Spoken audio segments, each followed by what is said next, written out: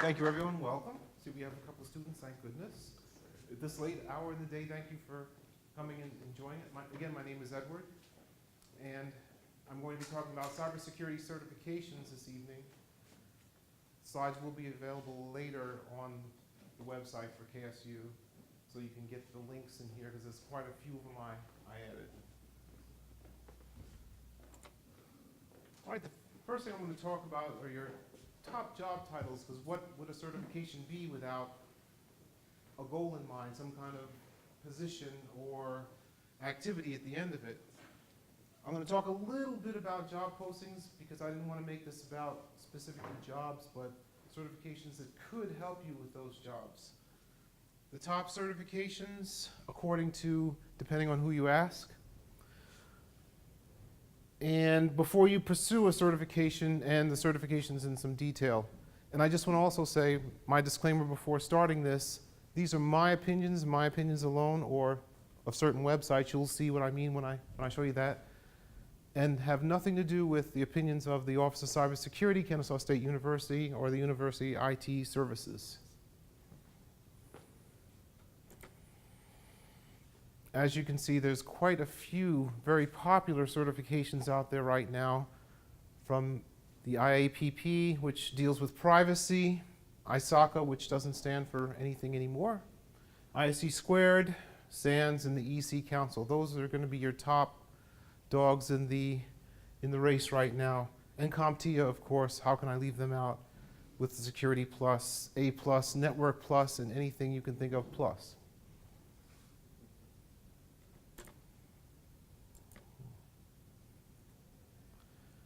Okay, the job outlook.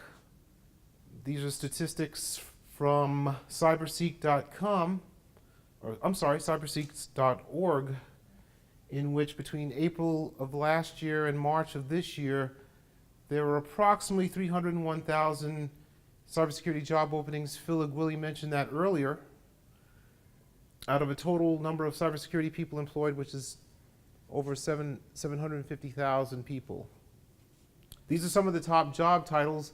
Not all of them are related to cybersecurity specifically, because you'll have system administrators, you'll have database administrators, you'll have software developers and engineers, and systems engineers. Those are pretty broad job titles.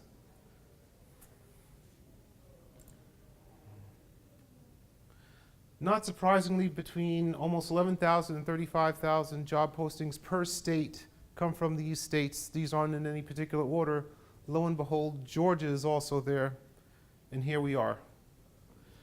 I would say some of the top ones are in New York, California, and Texas.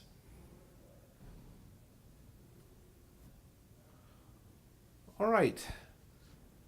Some of the entry-level certifications I mentioned earlier, CompTIA's Security Plus, and the SANS, which is the System Administrators, Auditors, Network, and Security Global Information Assurance Certification, SANS GIAC as they would call it, which is the GSEC.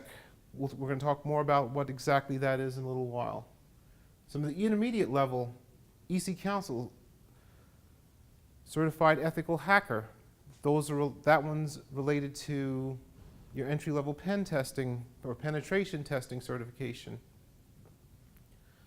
Some of the more advanced ones, as far as years of experience you might need and exposure to parts of cybersecurity, would be the CISSP, Certified Information Systems Security Professional, Certified Information Security Manager, the Cloud Certified Security Professional, and the Certified Information Systems Auditor.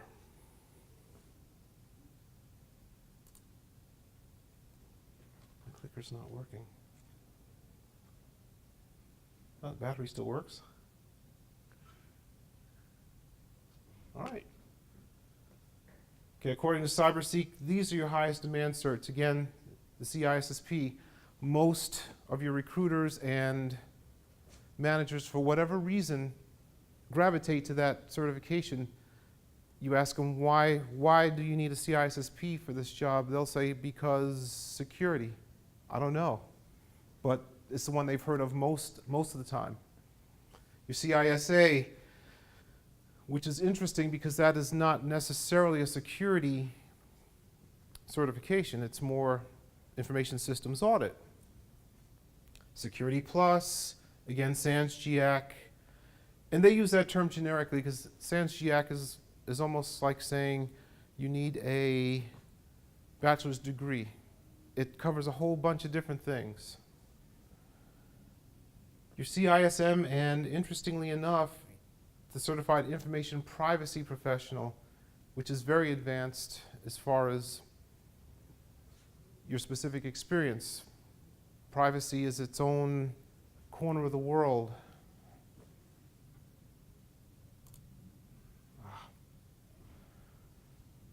Right, and according to Business News Daily, we start to see some of the same things again, except for they add in Certified Ethical Hacker. There is a lot of penetration testing and hacking certifications out there. For some reason, most companies seem to gravitate towards that one. It's the most popular, but not necessarily the most demanding one to achieve. Then you have your specialties. I'm calling these specialties. This isn't according to any of those websites. Your Offensive Security Certified Professional, I'll talk more about that one. Your GIAC Penetration Tester, Incident Handler, Systems and Network Auditor, Licensed Penetration Tester, and the Cisco CyberOps Certified Network Administrator. Some very important questions you need to ask yourself before you pursue any of these. I thought about this for many years, coming from a system administrator, network administrator role. Why am I pursuing these certs? What do I want to get into? You have to ask yourself, how much experience do I need to obtain the certification? Because some of them require several years of experience, and that has to be documented. You have to be able to go back and send them a resume, for example, and let them know how many years of something you did.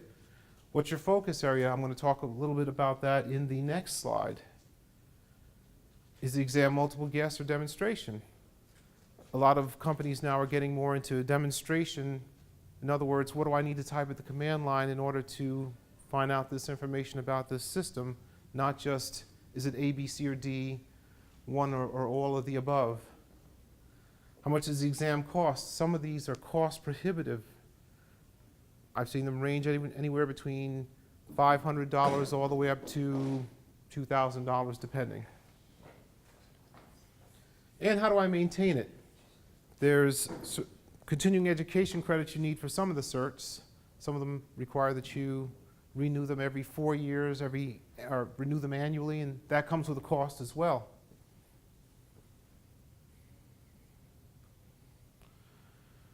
I mentioned focus areas earlier. I'm still deciding, after all these years, what area I really want to focus in. I know a little about a lot of different focus areas within cybersecurity. Security and risk management, that's going to be your governance, risk, compliance type positions, things related to PCI or some kind of NIST framework, perhaps an auditor. You have asset security. Security architecture and engineering, that goes without saying.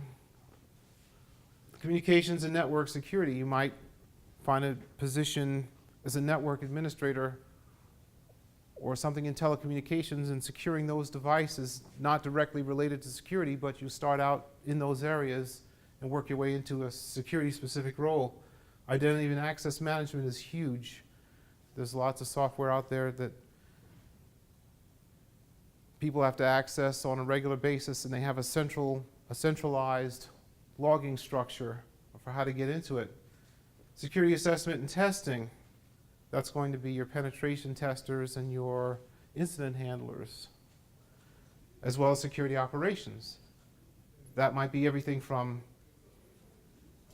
running a logging system to maintaining firewalls.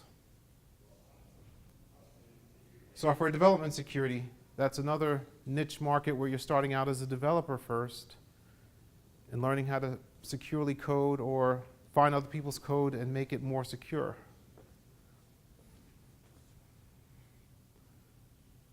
All right, now I'd like to talk a little more detail about different certs. Please stop me if anyone has any questions on any of the particular certs. Security Plus. Some of the bullet points, you'll understand why I said earlier you have to ask yourself, why do I want to be in this? How much does it cost? And how much experience do I need to get it? This one, they prefer for you to have some kind of system administration or network administration and a couple of years of experience, 90 questions, multiple choice. There is a performance-based exam now that CompTIA is giving. So it's not just A, B, C, or D, but actually going in, if I'm not mistaken, the performance test is about 6 hours long. And they want you to actually type things in at the command prompt. How do I take this hash of a password and turn it into an actual password? What commands would I type to scan this system? The cost of this one is, I would consider, in the medium range. Certified Ethical Hacker. This one requires a couple of years of experience. I would consider this a more intermediate, not so much entry level, because it's going to have a lot of questions about operating systems that you may not have had exposure to. 125 questions over a 4-hour time period. There's a practical component for it for 6 hours, 20 different scenarios. And a cost of $950.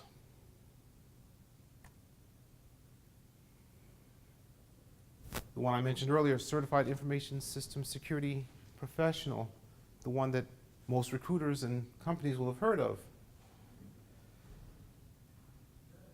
Those areas of focus earlier, the areas of focus I mentioned earlier, I took directly from the CISSP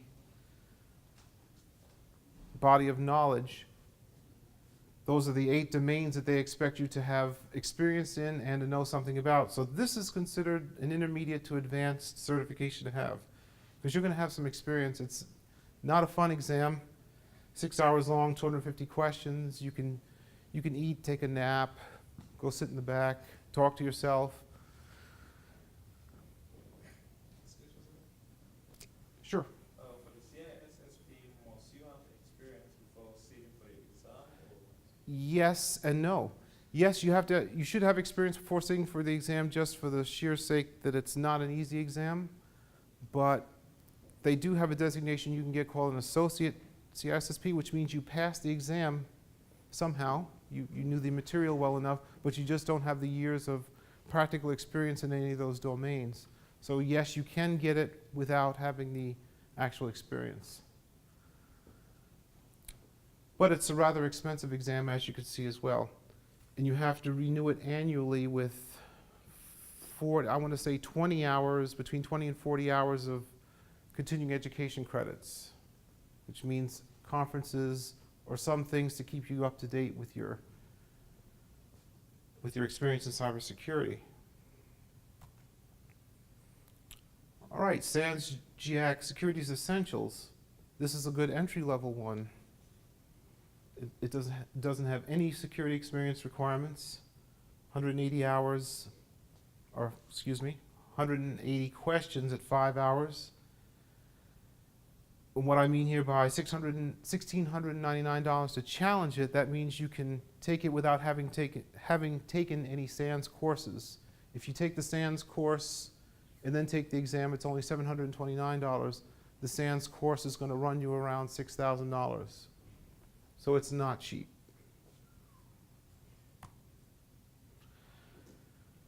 I mentioned this one earlier, the Certified Information Systems Auditor, and if you notice what in this name is different about all the other ones, it's Information Systems, not Information Security Auditor. You'll probably be doing some information security work, but not necessarily with this kind of, this again is another relatively advanced one as far as your number of years and amount of experience.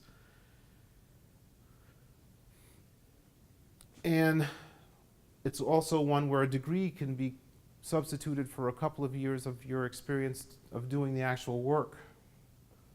158 questions for 4 hours. Again, this is a long one. You can't go in the back and sit and eat or take a nap. You have to sit there through the entire exam. They proctor you going to the bathroom and things like that if you have to leave the room. $575 if you're a member, $760 for a non-member. It's easy enough to just become a member the first year.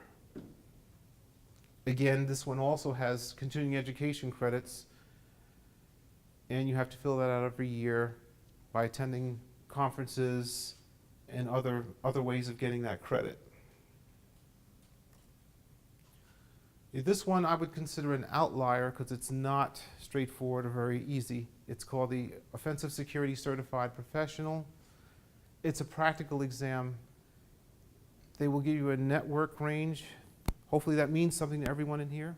A network IP range, and say you have to scan this network range, find the systems on it, and attack them. You have to go into each system and get certain information off of each one. You have 24 hours. They've changed it lately where someone will be watching you, or it will record you with your webcam as you're taking it. And then they're going to review that to make sure afterwards that you didn't have any help. Because I think a lot of people have been taking it, getting a lot of help getting the certification. And this is not a trivial certification. It's not as well known for some reason as the Certified Ethical Hacker, but it is very well respected in the industry. And you see some of the requirements. You need to know Linux, TCP/IP, Bash, Perl, Python scripting. So it's very detailed. The costs start for $800, so it's a bargain compared to some of the other ones you've probably seen. Just $800 for a 30-day access and the exam. You can extend that for increments of, I think it's $150 per 15-day extension of your labs.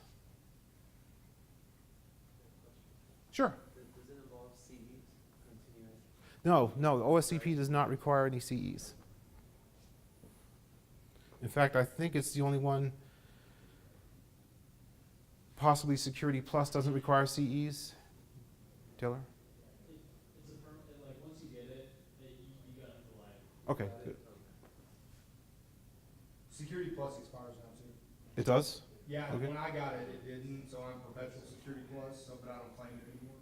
But it Sure. does extra require CPs. All right. Every 3 years. Every 3 years? Okay. So some of you may want to consider Security Plus or the GSEC as your launching point into cybersecurity once you have some of the other experience. All right, do I have any other questions about any of the certs we talked about, any ones we didn't talk about? The ethical hacker certification as Yes. well, is that one of those where once you complete it, you already maintain it for life, or do you still need CEs as well with those? I don't know a lot about that one, but I believe it doesn't require any kind of, I'll have to look that up, but I don't believe that one requires any continuing education credits, even though you should be doing things to help you maintain it, because exploits change over time, operating systems change, and there's new exploits, etc. So, other questions? All right, thank you. And I'm going to turn this over to Christopher Dehner.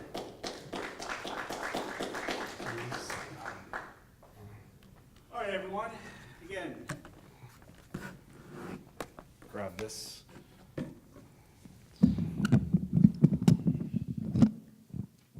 I'm going to dual-wield here. Hopefully I won't mess it up. All right, again, my name is Christopher Dehner. I'm an Assistant Director of Governance and Outreach within the KSU Office of Cybersecurity. I'm going to talk briefly, 5-10 minutes or so, on reporting, right? All wings report in. So, we can't do what we do without the help of people in the field, students, faculty, staff. You guys are the ones getting hit, beat up by malicious actors, and for us to know what's going on, that helps us immensely. So we're going to go through a couple different types of scenarios that people might run into over the course of their time here on campus. We're going to focus specifically on defending the human, social engineering attempts, phishing, and the like. And don't plug it in. We're going to talk about those little USB devices that seem to cause all kinds of problems. So, first and foremost, defending the human. So, social engineering. I'm sure most of you know, you guys are a pretty technical crew, you're familiar with these things, but social engineering is basically hacking people, right? It's one thing to, maliciously attack a server or any kind of computing device, and those kind of have their sets of parameters around it, right? But sometimes that, that organic being with the gooey mass between its ears on the other side of that machine is actually much more vulnerable to attack than the actual device itself, right? So what is it? It's ultimately an exploitation of trust. So malicious actors are going to pose as a friendly actor to try and get you to do something that will benefit them and harm you. This is also one of the biggest information security threats that we face. Actually, at some of the big hacking conferences, some of the more popular areas are the social engineering booths, right, where people actually sit down in like a soundproof booth, and it's like a spectator sport. You have people in the crowd watching them, and they're like dialing companies and trying to get them to hand over information. And this is kind of one of those kind of fuzzy gray areas that we kind of struggle with, right? Because we're human beings. A machine, you can basically tell it to do something, and if you tell it to do it correctly, it's going to do it. But a human being obviously has feelings, emotions, could have had a bad day. There's all these other things going on where, the kind of, I guess, if there's any kind of algorithm that makes us run, it's far more complicated than anything that exists on a machine. So, email phishing, right? I stole this image from our friends at the University of Georgia as part of their Cybersecurity Awareness Month. So, just when we thought it was safe to send or trust emails, right? So again, phishing is when malicious actors will send you an email. It could be from a bogus account, it usually is from a bogus account, or they could actually have compromised a legitimate account and are trying to have you provide trusted information, credentials, sensitive information, and the like, banking, whatever credentials, your login passwords, et cetera, et cetera. So, some of the suggestions we have is avoid clicking on links within a email address. Instead, hover over it and to see where that goes, and if it goes to a legitimate site, great, just go to that legitimate site. If it appears just to be a whole bunch of like random weird website, just ignore it. So this was an example of one that we got actually last week, and this was a pretty popular one. So long and short of it is, there was some accounts that got compromised, and then those accounts were sending out emails, and from those trusted sources, right, to people, and it had this weird, click here to view this message, right? Anytime you see something like this, don't click it. Like, please don't. And two, if you were to hover over that, it's like this just garbage URL, right? It doesn't go to anything remotely resembling KSU homepage. However, if you were to click this link, if I recall correctly, it had a splash page that looked just like our login pages. So again, if you do end up clicking the link, which you shouldn't, but if you do, look at the URL on it ultimately. So if it's like netid.kennesaw.edu, that's a legitimate site. If it's something that looks like it's written in Cyrillic, or it just has this whole bunch of like garbage URL that doesn't make any sense, probably, most definitely isn't a KSU login page. What makes me actually happy, really, really happy, is when we have legitimate communications that go out, but sometimes we hire like a third-party vendor to manage a training or some other service that we can't do in-house, and people start flooding our abuse inbox saying like, is this legitimate? Is this legitimate? Is this legitimate? And I'm like, please keep doing that, because it shows me that people are paying attention and they're kind of growing savvy to these things. So I don't want people to feel like, well, I don't want them to think that. No, please, like, send it to us, because again, it helps us understand what's happening, and we'd rather be safe than sorry. So sometimes if you get like a phone call from somebody, so saying like, you work for a VP or you work in finance or something, and you get a call from someone saying like, hey, I'm in Prague, I lost my wallet, can you wire me money, blah, blah, blah, blah, blah. I always recommend just try and contact that person through official means to make sure that that's the request they want, because more often than not, it tends to be someone who's trying to scam you out of money. So KSU personnel will never, never, ever ask you for your username and password. I've actually gone to help people, and they're like, "Well, here's my username and password." I'm like, I don't need that. Like, no, we can manage this without it.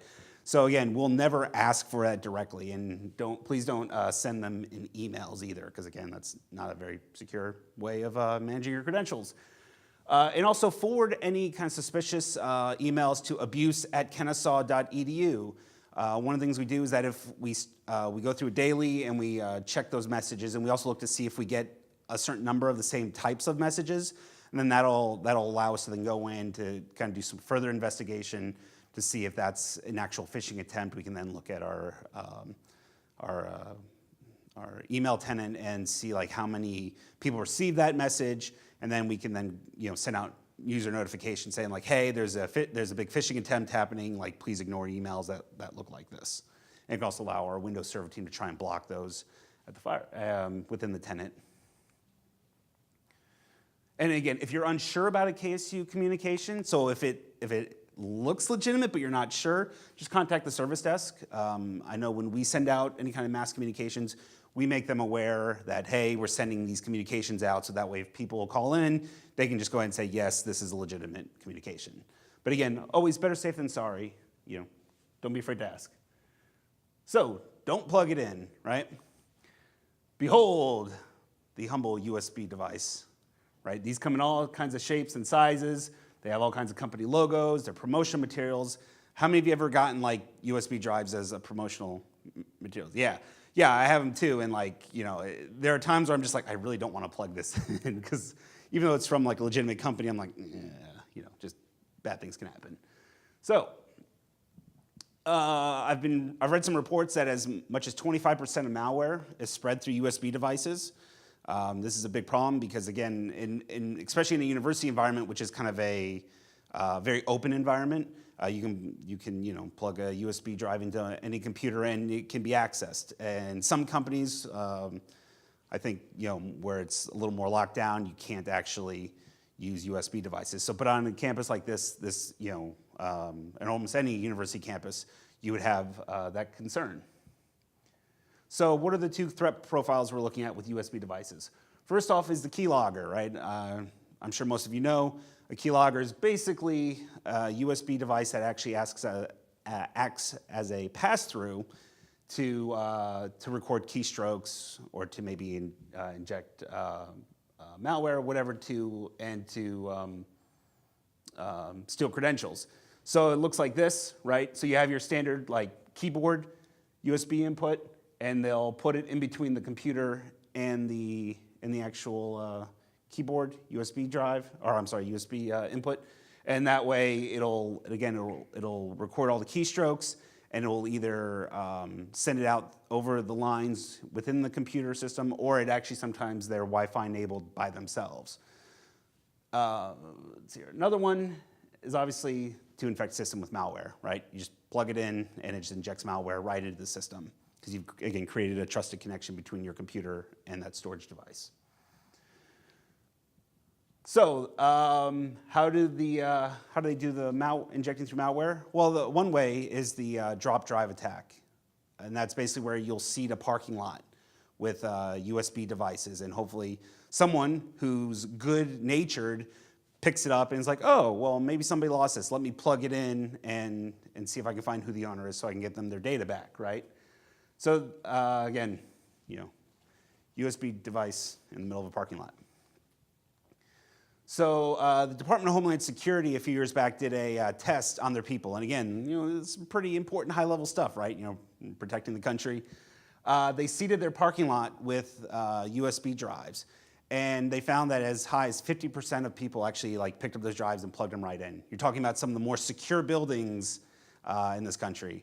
And it was one of those instances where it's it looks really bad, but again, it's human nature, right? We want to be helpful. We're social animals. we understand that people have important things on these drives and we want to get back to them. And again, it's that exploitation of trust that we talked about. It's people taking advantage of those our good-naturedness. Stuxnet, which Phil talked about in an earlier session, right? How certain Western countries that I don't think have been formally and officially named were able to sabotage Iranian centrifuges by, again, getting a malware onto those systems by using a drop drive attack. Again, simple, human nature, right? So what to do? Here's what we're going to ask of the community if they come into contact with any of these things. So with keyloggers, first of all, please don't actually touch the device. Just leave it there, let it keep doing its thing. But send us an email to service@kennesaw.edu and ccocs@kennesaw.edu. This will allow us to launch an investigation with the KSU police and actually, see if we can track down that person who's trying to capture credentials. And malware, don't panic. Whoop. Just send an email again to service@kennesaw.edu. Again, this has to be on KSU machines, so if this is on your students' personal devices, sorry, there's not much we can really do to help. State laws kind of prohibit us from working on your systems. But, but if you're working on a KSU device or you're a student assistant or you're doing some kind of work for the university on university devices, then, we can come and investigate that and try and resolve the issue.